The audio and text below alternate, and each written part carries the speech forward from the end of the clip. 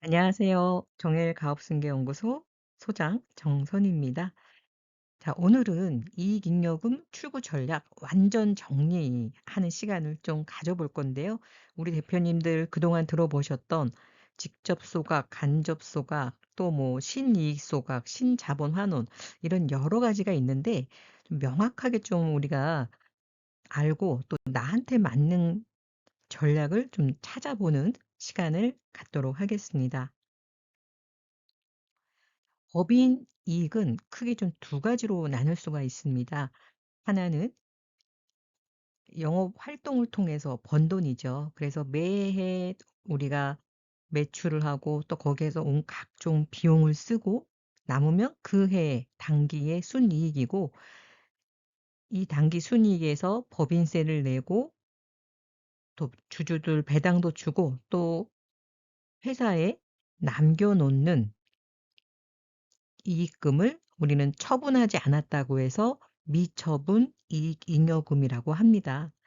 자, 이 용어에서 나와 있는 것처럼 이 미처분 이익잉여금은요, 언젠가는 처분을 해야 되는 그런 잉여금이에요. 자, 그래서 보통 많이 하시는 배당 같은 경우에는 최고 49.5%, 왜? 다른 소득하고 합산이 되니까요. 그래서 우리 절세라고 할 때는 물론 이 영업 활동으로 해서 번 돈으로 급여나 또 배당 이런 걸로 전략적으로 소득 디자인을 통해서도 절세는 할 수 있어요. 그렇지만 그 폭이 크지는 않습니다. 그러면 큰 금액을 큰 폭의 절세로 할 수 있는 것은 바로 이 자본 잉여금에서 할 수 있는 자본 거래입니다. 자본 잉여금은요, 주식 발행이나 자본 거래로 생긴 이익 또는 뭐 자본금, 처음에 내가 투자한 돈 이런 게 다 합쳐져서 네, 자본금, 자본잉여금이 돼요.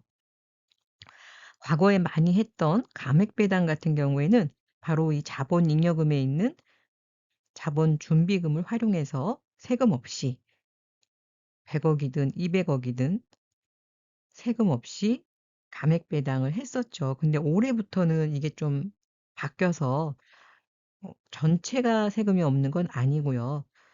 장부가나 이제 취득가 둘 중에서 적용을 받게 돼 있습니다.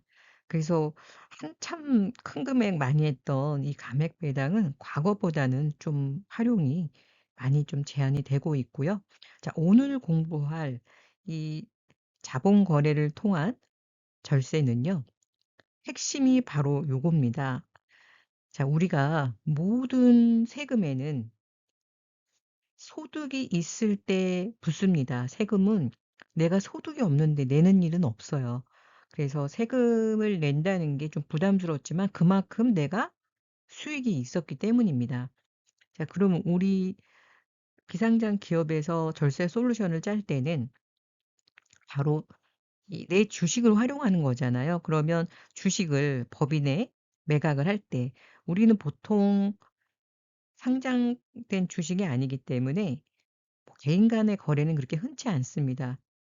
우리 대표님의 경영권 안정을 위해서 보통은 법인과 거래를 많이 해요. 그러면 법인의 파는 가격과 나의 이 취득 가격이 차이가 많으면 많을수록 세금이 많아요.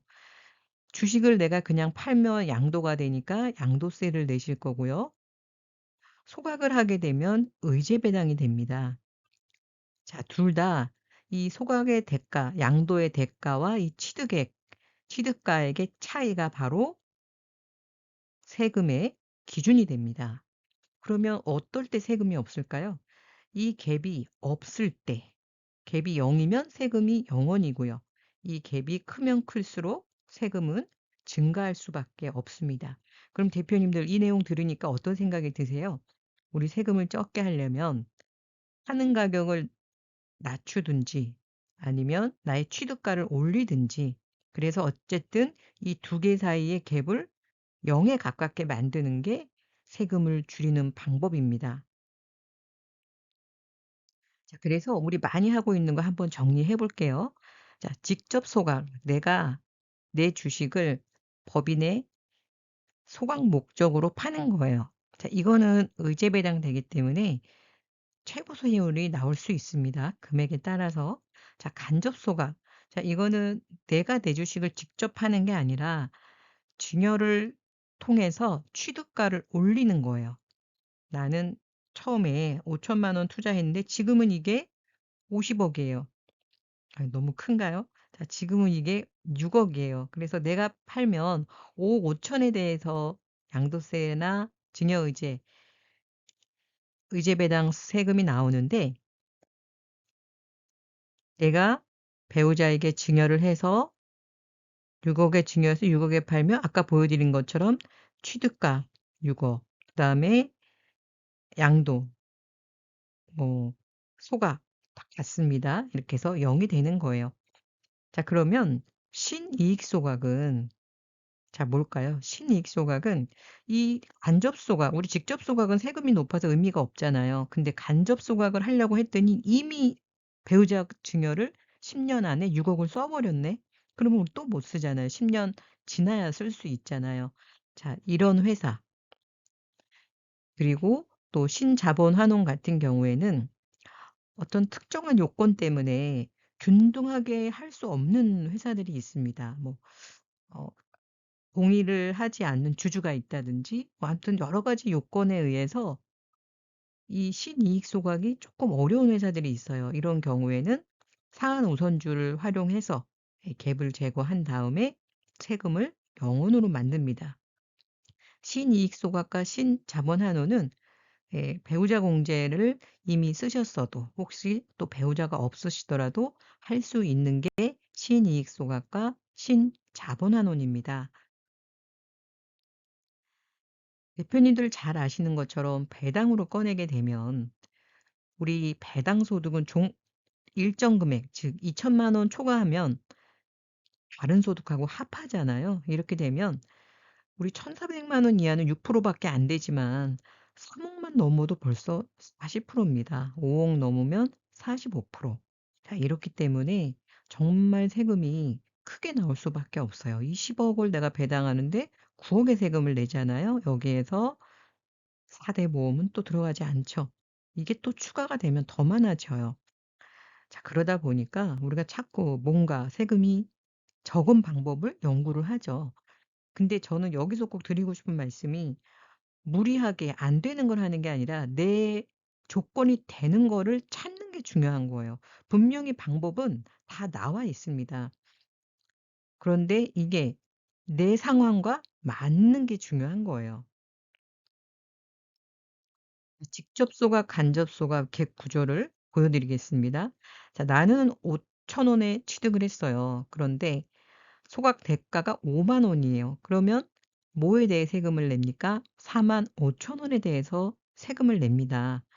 하지만 간접 소각은 나는 5천 원에 취득했는데 배우자에게 5만 원에 증여를 하잖아요. 이렇게 되면 배우자는 5만 원이 취득가가 돼서 취득 소각 금액에서 취득가를 빼니까 의제 배당이 0 원이 돼서 6억 까지는 세금 없이, 단 요게 좀 이제 법이 개정이 돼서 증여 후 1년 보유해야 되는 거 꼭 기억하셔야 됩니다.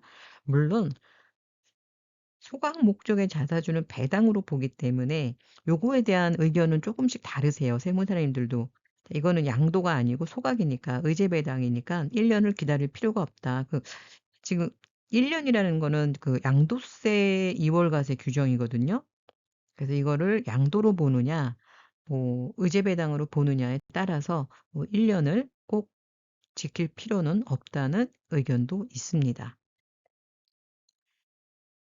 자, 중요한 내용입니다. 3차 상법 개정이 되면서 자기 주식 의무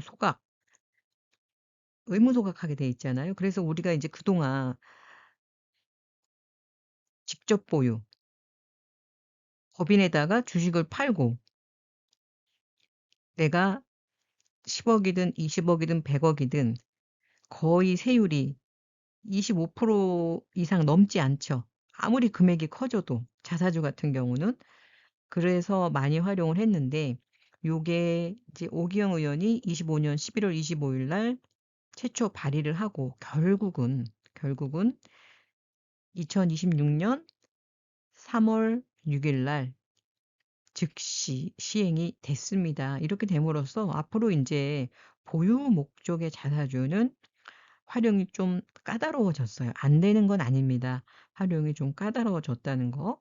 자, 그리고 간접 보유는 대부분 수각 목적의 자사주를 하기 때문에, 자, 이것은 증여 후 1년 후에 수강 목적의 자사주를 한다면 이 바뀐 상법하고는 아무 상관이 없어요. 보유를 하지 말랬는데 우리는 소각 목적의 자사주를 하기 때문에 앞으로는 이 부분에 적극적인 활용이 필요할 것 같습니다. 자, 그런데 제가 오늘 왜 신이익 소각, 신자본 환원을 말씀드리느냐? 기존의 배우자 증여를 활용한 간접 소각을 하신 분들이 이제는 꽤 많으세요. 물론 아직도 걱정하시는 대표님들이 있으세요. "아, 이게 과세가 됐다던데." 근데 이제 그 걱정은 안 하셔도 됩니다. 이미 대법원까지 다 승소한 사례가 있고요. 물론 제가 영상에서 한 번 더 다룰 건데 모두 다 승소한 건 아니에요. 그렇기 때문에 우리 대표님이 평가를 제대로 하고 그다음에 절차를 제대로 하고 자금의 흐름을 제대로 했다면 더 이상 인제 간접 소각 같은 경우에는 문제가 되지 않습니다. 근데 제가 인제 오늘 이 신이익 소각, 신자본 환원을 다시 한번 꺼낸 이유는 배우자 증여를 다 쓰신 분들을 위해서 '그럼 우리가 또 할 게 없나? 좀 요새 세금 너무 많이 내는데 그래도 좀 우리 회사에서 할 수 있는 게 있지 않을까?' 있습니다. 자, 신이익 소각은 보통주 상태 그대로 이익 소각을 합니다. 이익 소각은 아까 의제 배당이라고 하지 않았나? 맞습니다. 자, 의제 배당이지만 아까 말씀드린 것처럼 소각의 대가와 취득 가액이 같다면 의제 배당은 되나? 의제 배당 금액이 얼마예요? 0 원이 되는 거예요. 의제 배당이 안 되는 게 아닙니다. 의제 배당 됩니다. 그런데 금액이 0 원이라는 거예요. 그래서 세금이 없습니다.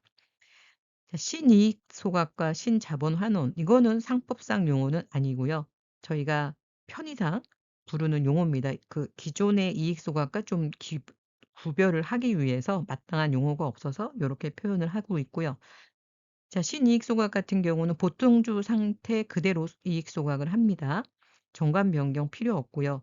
주주총회나 이사의 결의는 있습니다. 그리고 기존 이익 소각 절차 그대로 합니다. 뭐 주주들한테 8 시간 뭐 20일 주고 뭐 이런 절차, 그리고 총 한 45일 정도 걸리죠. 그리고 이게 인제 그 많이 했던 배우자 증여, 자녀 증여를 통한 다음에 소각을 했던 그 내용이죠. 그래서 이제는 인제 이건 완전히 정착이 됐어요. 그래서 판례를 제가 한번 한 20개 정도 분석해 놓은 게 있는데 그거를 통해서 한 번 더 말씀드리겠지만 '아, 어떤 식으로 하면 안전하겠구나.' 이제 그 정도 해답은 이미 나와 있습니다. 자, 두 번째는 신자본 환원인데요. 자, 요거는 보통주가 아니라 상한 우선주를 활용하는 겁니다. 상한 우선주는 이제 종료 주식이기 때문에 정관도 변경해야 되고요. 종료 주식에 대한 등기도 필요합니다. 자, 이건 어떤 식으로 하냐면 주주의 상환 청구 방식으로 해요. 그래서 거래가 이제 법적 형태가 더 명확합니다. 자, 실질과세 뭐 이게 음 법에서 세법에서 또 많이 따지는 게 이 실질과세잖아요. 실질과세 재구성에서 그래도 어느 정도 좀 리스크를 좀 감소하는 방법 중에 하나고, 제가 보기에는 뭐 신이익 소각이 됐던 신자본 환원이 됐던 회사의 상황에 따라서 하시는 게 좋을 것 같아요. 그래서 저희가 컨설팅을 할 때 '아, 이 회사는 상한 우선주 활용을 좀 해야겠다.' 하는 회사들이 있고, 왜냐, 저희가 이제 어떤 절세를 할 때는 정말 스토리가 중요하거든요. 이게 왜 그렇게 했느냐. 정말 종이 한 장 차이인 것 같아요. 이게 거래의 재구성이냐, 예, 부당하게 세금을 줄이기 위해서 불필요한 행위를 했느냐, 뭐 이렇게 보는데 타당한 행위가 되면 되거든요. 근데 이거는 아는 경험과 또 회사에 대해서 얼마나 잘 알고 있느냐에 따라서 이 구성을 짤 수 있는 것 같아요. 그래서 똑같이 '저 친구도 이익 소각하고 나도 했는데 왜 나만 과세가 됐지?' 이거는 절차도 중요하지만 그 스토리가 얼마나 탄탄하냐, 이게 중요할 것 같습니다. 그리고 우리 신이익 소각에서 중요한 거는 균등 소각 원칙입니다. 자, 불균등 소각을 하게 되면은 자, 어떤 특정인이 이익을 보게 되거든요. 그러면 증여세가 이슈가 됩니다. 그래서 항상 이제 이런 거 할 때는 특정인이 이익을 보는 일이 발생을 하면 증여세가 발생한다, 요렇게 기억을 하셔야 되고, 여기서 이 특정인은 대부분은 특수관계인이에요. 가족들 전혀 상관없는 남일 때는. 예. 제가 몇 년 전에 그런 회사가 있었어요. 대표님이 나가면서 이 주식을 팔고 나가야 되는데 이거를 시가로 팔 안 팔리는 거예요. 그래서 시가보다 훨씬 낮은 가격으로 이제 팔고 나가셨는데, 자, 이 경우에 이제 제3자 배정을 해야 되는데 특수관계인이 아니었기 때문에 시가가 아닌 가격에도 거래가 가능했고 증여의제 이슈는 없었습니다, 특수관계인이 아니기 때문에. 그래서 우리 대표님들이 기억해야 될 거는 특수관계인 간에는 누군가 이익을 보게 되면 이 증여세가 발생한다. 자, 그렇기 때문에 우리 신이익 소각을 할 때는 모든 주주가 지분대로 동일하게 소각에 참여를 해야지 증여세 리스크가 원천적으로 차단이 됩니다. 실제 사례를 좀 보여드리도록 하겠습니다. 여기는 건설사였고요. 배우자 공제를 사용할 수 없는 상황이셨어요.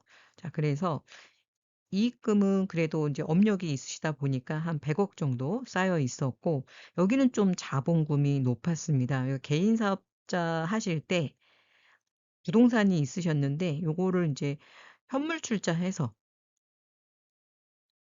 법인 전환한 케이스이기 때문에 애당초 자본금 자체가 높았어요. 23억 정도 됐었고, 네. 근데 안타깝게도 가지급금이나 10억 이나 있었어요. 가지금 10억 이면 4,600만 원 정도의 가지금 인정이자를 내셔야 되잖아요. 그러면 대표님은 이자를 안 갖다 놓으면 이게 소득으로 잡혀서 소득세 내시고, 법인에서는 이게 또 이익으로 잡혀서 법인세 내고, 이중 삼중으로 많은 페널티가 있죠. 이 회사 같은 경우는 대표님이 일하시느라고 너무 바쁘시다 보니까 이런 절세라든지 이런 거를 생각할 겨를이 없으신 거예요. 근데 가지급금은 사실 건설사 같은 데는 부지기수잖아요.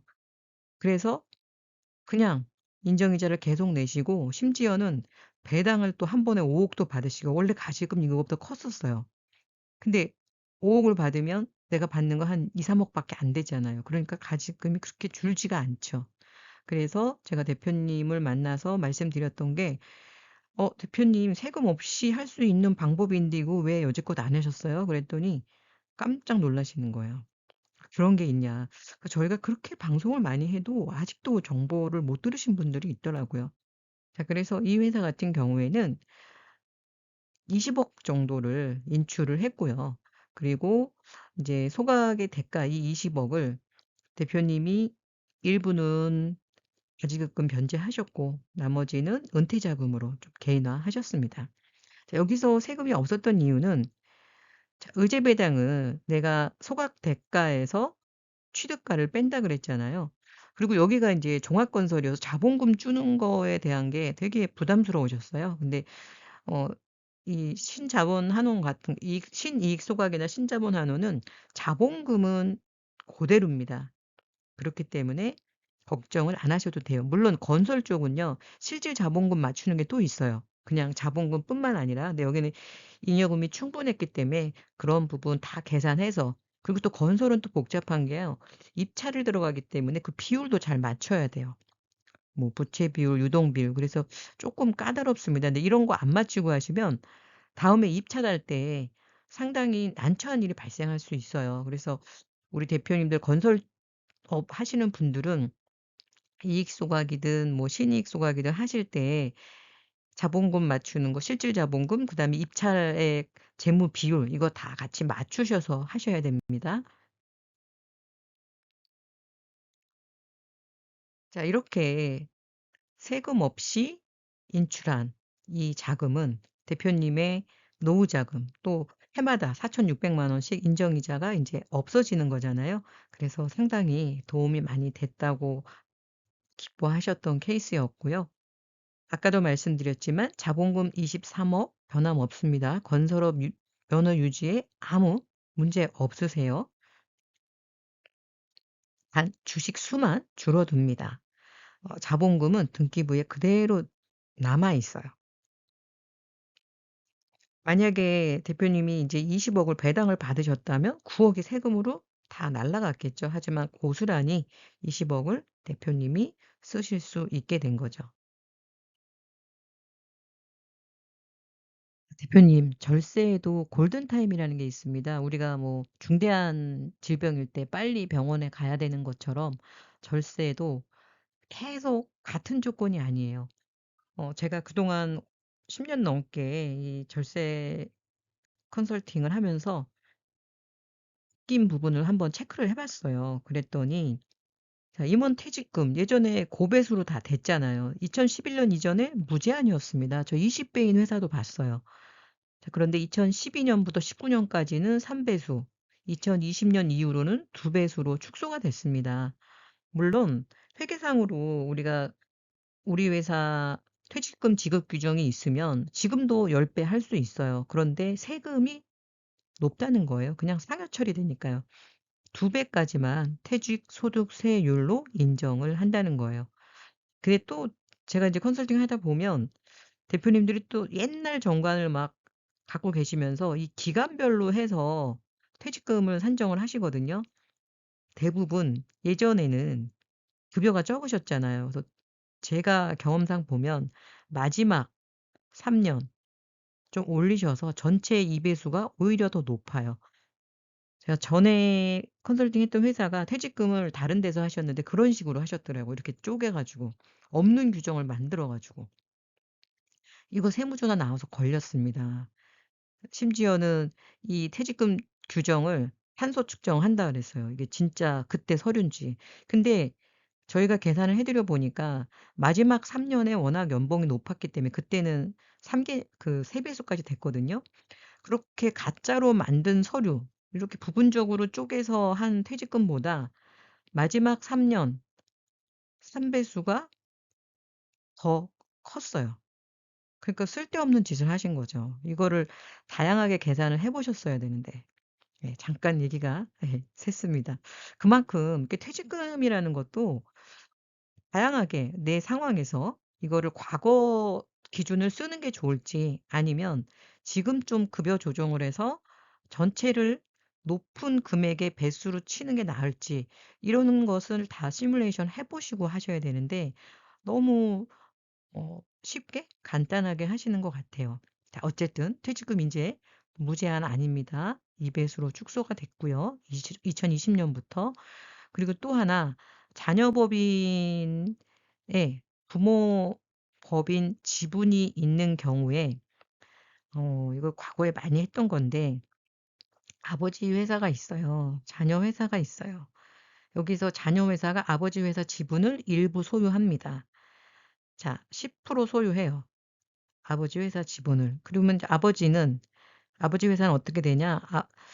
회장님이 90% 자녀 회사가 10% 자 이렇게 해서 회장님이 이거를 액면 감자를 해요. 그러면 자녀 회사가 100% 지배하게 되죠.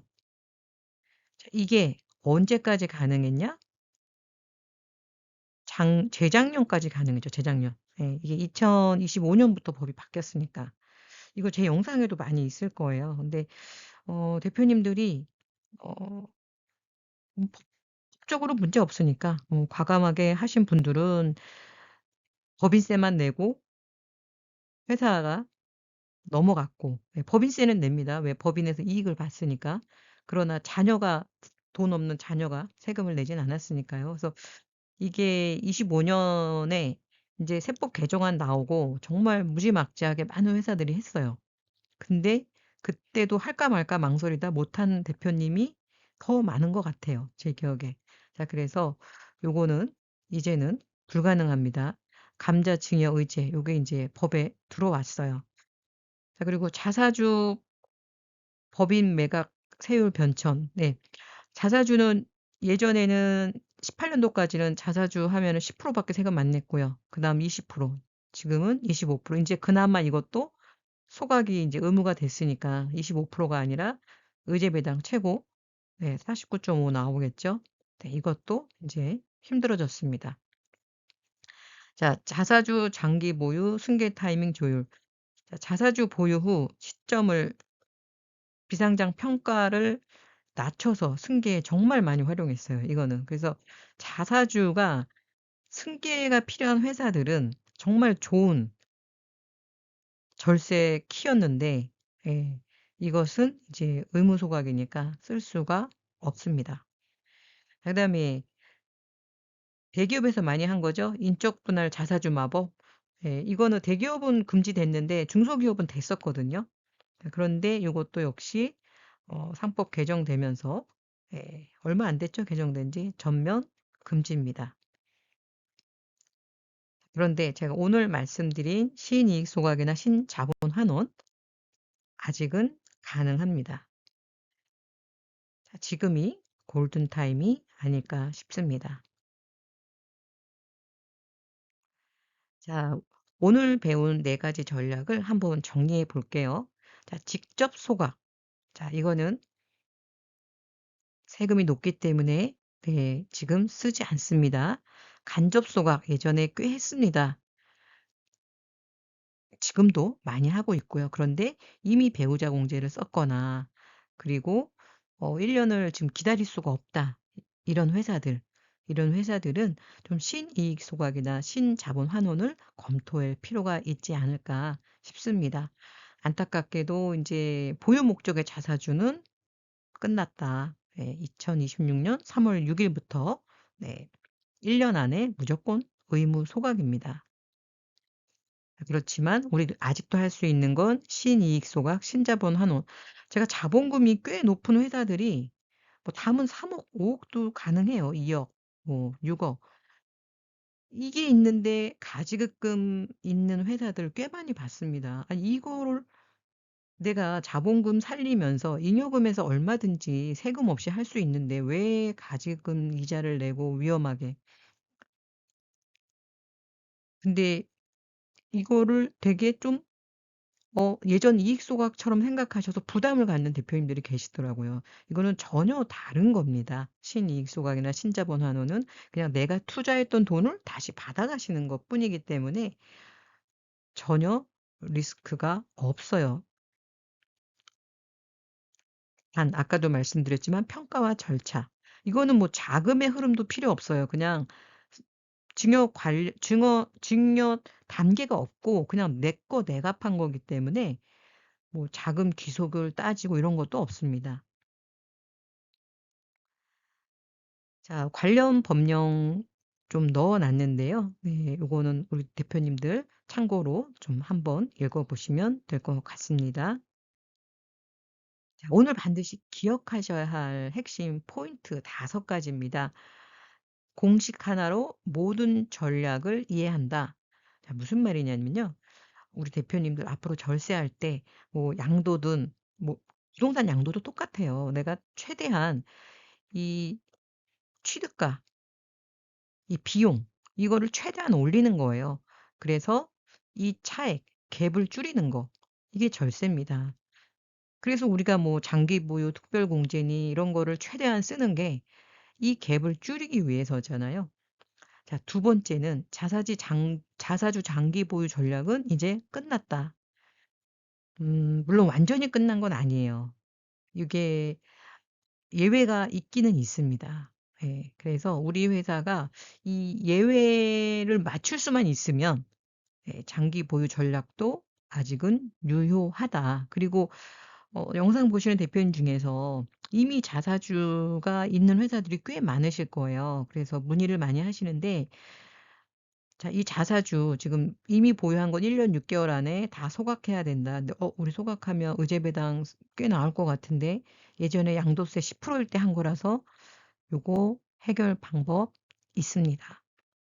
자사주가 이미 많으시다면 저희 정혜에 문의하시면 해결 방법을 알려드리도록 하겠습니다.